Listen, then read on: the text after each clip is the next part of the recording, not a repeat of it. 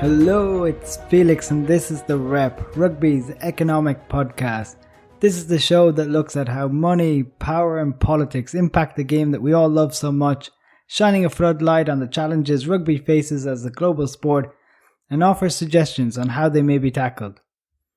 Up until now, we've been looking back at how rugby got to where it is today, from amateurism and empire to apartheid politics and professionalism. We've come so far in such a short time. Today I'd like to talk about the money, how rugby as a global game puts the food on the table, the different business models that have emerged, and the struggle between club and country that dominates so much of the rugby narrative in Europe today. So settle in because we're raiding the club bar. The start of professionalism was hard for the crusty old men in the International Rugby Board.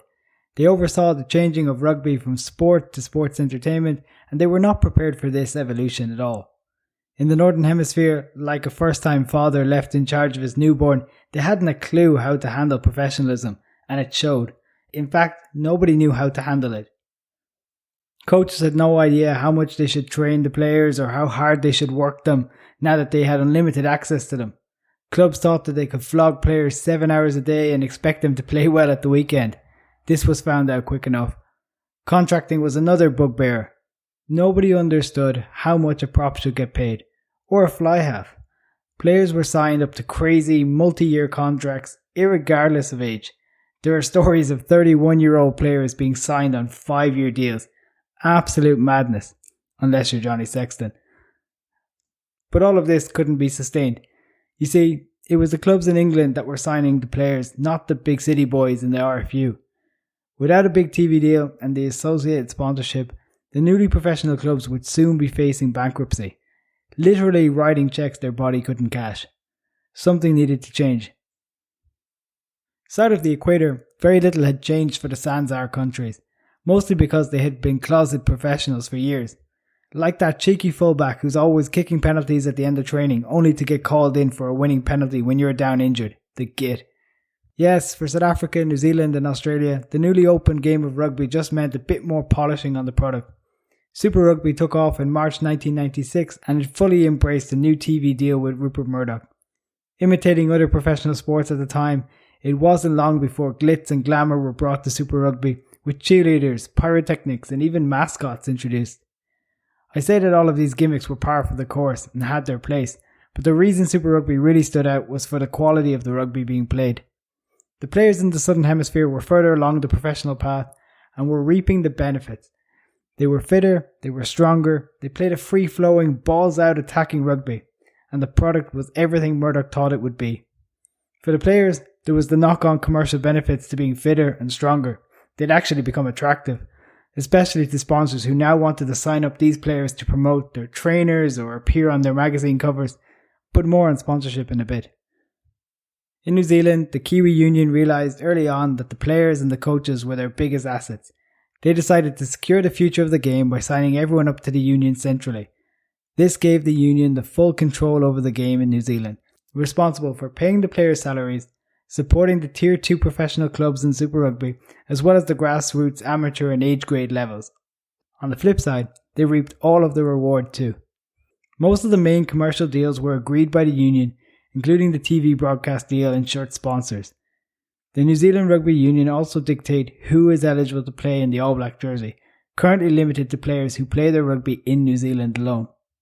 This was a smart decision in hindsight, as today's mega money clubs in England, France and Japan can afford to pay players 2 or 3 times what they might earn in New Zealand. But the allure of the black shirt with the silver fern keeps the players grounded in New Zealand. In England, the clubs were in dire straits. Famous rugby strongholds like Rosslyn Park ultimately decided they couldn't cut it on the professional circuit and opted to remain an amateur club. This saw their demise from English rugby's top tiers to the lower divisions where they've remained until today. Opting to run their own race, Rosslyn Park have committed to maintaining a semi-professional ethos, targeting a spot in England's second division and maintaining financial stability. Other clubs in England were a little luckier than Rosslyn Park. They were able to attract wealthy benefactors who saw the potential in investing in this newly professional sport. Enter the sugar daddy. To support the club game, English clubs were bought out by, well, wealthy fans essentially. Businessmen like Nigel Ray and Andrew Brownsword bought into their respective clubs when they needed them most. This last-minute funding allowed teams like Saracens and Bath to maintain their top-tier positions and start recruiting the best players at home and abroad. Relative success has been achieved by both as a result, earlier for Bath and more recently for Saracens. But owning a professional club isn't all it's cracked up to be. With the exception of the Exeter Chiefs, every club in the English Premiership recorded a loss for 2020. These losses are then covered in many cases by the owner themselves by means of loans. For Bruce Craig, current Bath owner, that has meant more than £18 million since he bought the club in 2010. That's an expensive hobby, even for a millionaire. What, might you ask, is driving those losses? Well, it's predominantly wage bills and, since COVID, lost revenues from the gate receipts as there haven't been any matches. But let's focus on salaries.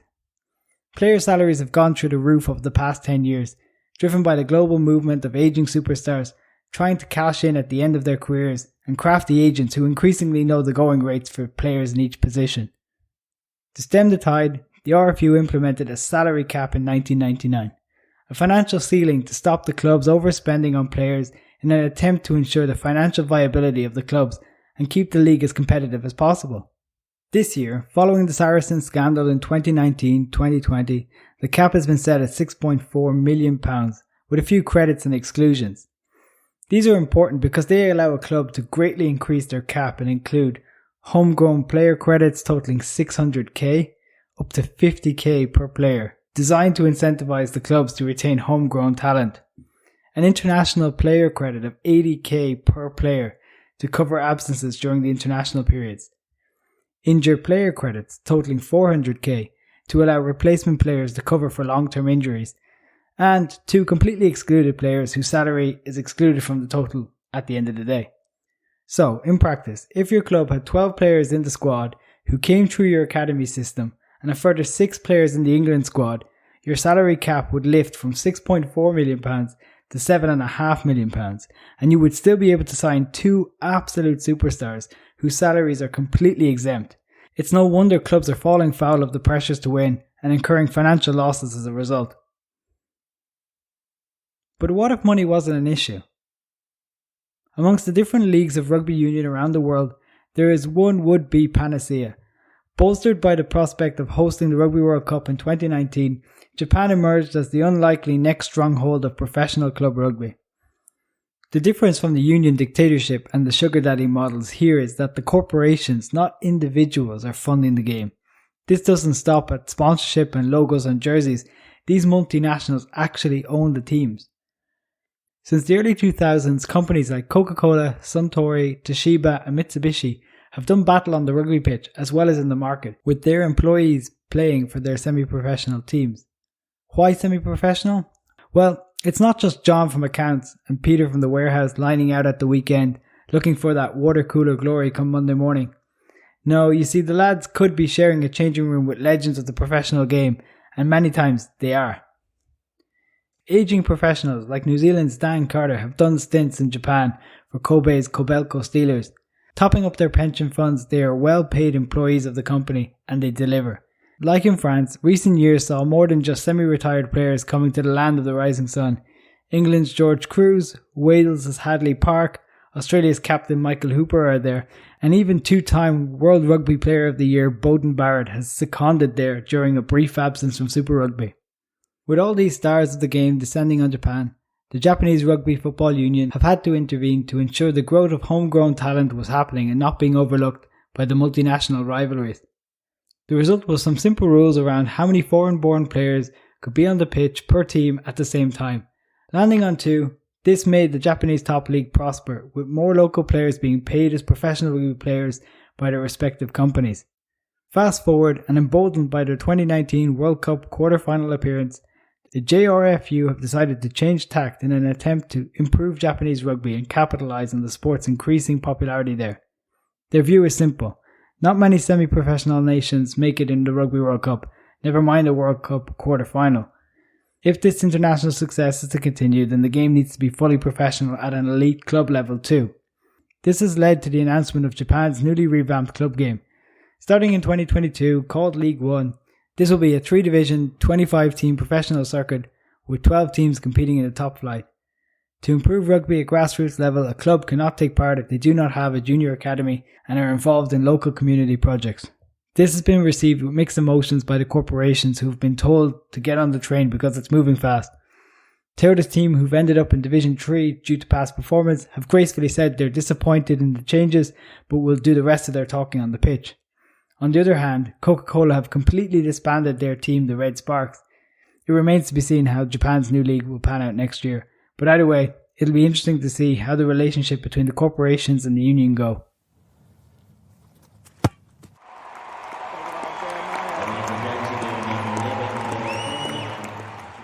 Okay, you know the drill by now. Line up and get the ball running through the hands. It's skip pass, the part of the show where we hold on to the ball at the back of the maul and wait until the ref calls use it. Until then, we might as well take a breather and reflect on the happenings of the game. This week, we're going to talk about the All Blacks. No, not the team, but the brand instead. There's a reason New Zealand's passport is black. The silver fern of New Zealand, coated in black, has been the symbol of national identity since the 1905 tour to the home nations, where Dave Gallagher's men were unbeaten in all but one game away from home.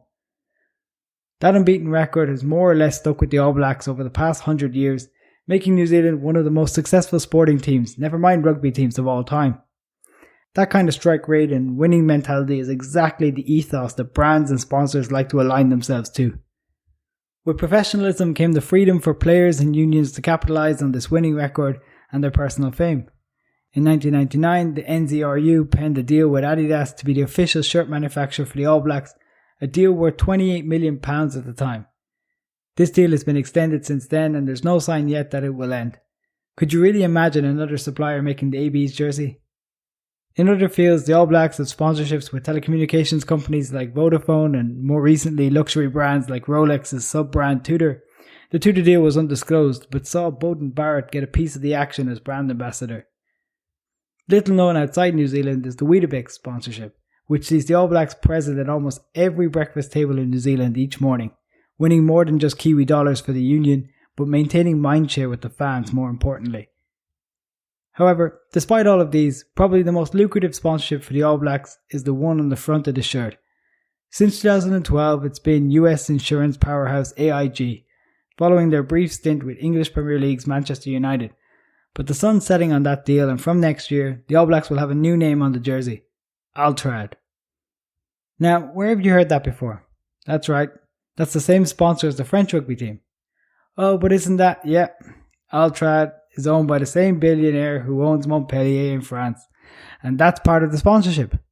Moed Altrad's 5-year sponsorship of the French Rugby Federation, worth about €35 million, is a shadow compared to the new 6-year New Zealand deal, rumoured to be worth more than €70 million to the NZRU. More interestingly, the deal also states that the All Blacks will play 4 matches in Montpellier between 22 and 26, and there will be a skill and knowledge exchange between the All Blacks and Altrad's Montpellier club. That will no doubt increase the attractiveness of the club as a prospective club for all players. Like, who wouldn't want to have a skill exchange program with the All Blacks? But it also helps secure the French club's financial independence with the All Blacks games a guaranteed draw for fans. So why do the All Blacks hoard themselves out so much? Well, it's not as simple as the L'Oreal strapline of "because you're worth it" would have you believe. It's more out of necessity. The simple economics of it are, with probably the largest pool of world-class players in world rugby, keeping the players in New Zealand is expensive. Paying players competitive salaries, albeit not record-breaking, along with the carrot of playing for the All Blacks is necessary to keep driving standards and continually improve. There are many places in the world where rugby is not well known and where players walk down the street without being recognised, but they all recognise the All Blacks jersey and their famous haka. It would be negligent of the New Zealand Rugby Union not to take advantage of this fact to support the game in New Zealand. Given the advantages that the Kiwis are able to capitalise on, how did the other unions wash their face?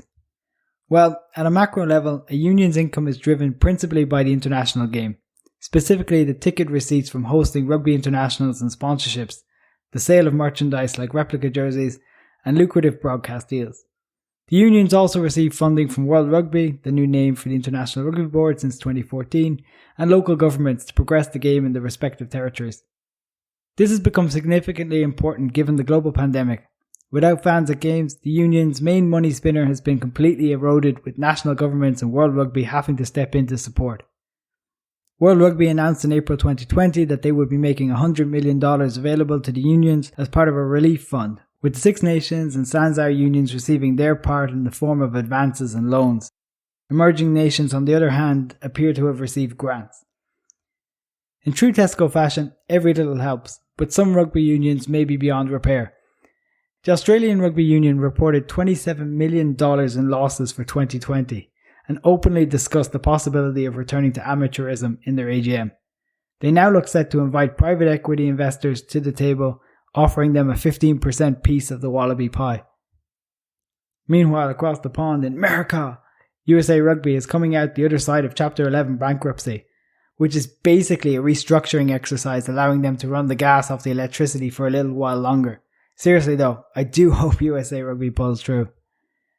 If we look closer to home then, England were forecasting losses of about £145 million in 2020, but have received £135 million from the UK government, most of that in the form of repayable loans, with approximately 45% of it going to the English Premiership. Wales posted a £22 million loss, which could have been worse but was offset by significant cost cutting and delayed investments. Scotland were a little bit of an outlier on the other hand. They posted a $10.5 million surplus for 2020. Now I know what you're thinking, stingy Scots had it all tucked into the mattress, but this was not quite the case. Do you remember the Six Nations were delayed until like November or something of that year? Well, they had a delayed payment of about £3 million from Six Nations for that, which added to the nearly £10 million they got as part of the CVC investment for the Pro 14 URC, putting them in the black for the year. They also got funding from the Scottish Government. Cheeky gits. Home here in Ireland, the IRFU slashed its non-playing staff and cut salaries across the board anywhere from 10 to 50%.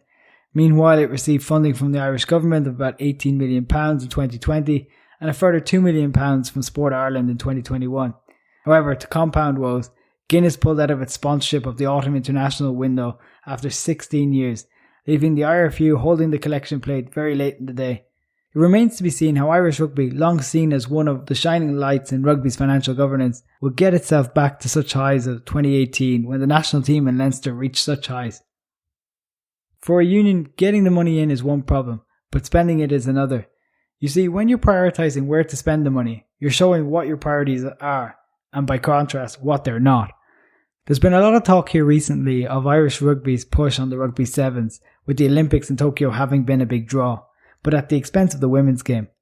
Unfortunately, the current women's 15 side have not qualified for the Women's World Cup, with a portion of that side coming from the sevens programme and not had their full 15s game time really required to compete at their full potential.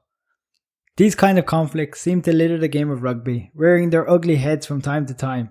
The most famous of these, topical again at this time, is the battle between the union and the professional clubs in England. At the root of the problem is rugby's colonial beginnings and the importance of international games. The popularity of these games and playing for your country representing the highest honour has led to an over-reliance on the commercial impact of the international game. This is what funds over 80% of the unions. The opposite is true in other sports like soccer or rugby league, where the club game is king. In many rugby nations, this creates a battle between the clubs and the unions for access to players. In England, this problem is worsened because the clubs pay the players' wages and expect them to be available when required. An impossible decision for any player who has to weigh up playing for their country versus playing for their paymasters. To make this work, the clubs essentially have to carry larger rosters of players and agree with the union for the release of the players during international windows. This comes at a significant cost to the clubs, especially when we remember most of these clubs aren't turning a profit to begin with. There is, however, a solution. World Rugby could fix the rugby calendar. But it's not that simple. The rugby calendar, practically spread across 12 months of the year, faces the challenges of history, the seasons, and the established commercial interests, which all need to be factored in before changes can be made. Oh, and you have to consider the PRL. Not only do they own the players, but today Premiership Rugby is worth over £1 billion. That carries a lot of weight, and they and the boys in World Rugby don't always see eye to eye. We're going to call it there for this week, but next week we'll be back for the second leg of this financial tussle. We'll continue discussing the global calendar, talking about why do we need it, how it could work, what are the challenges involved in making that work, and who are the players involved.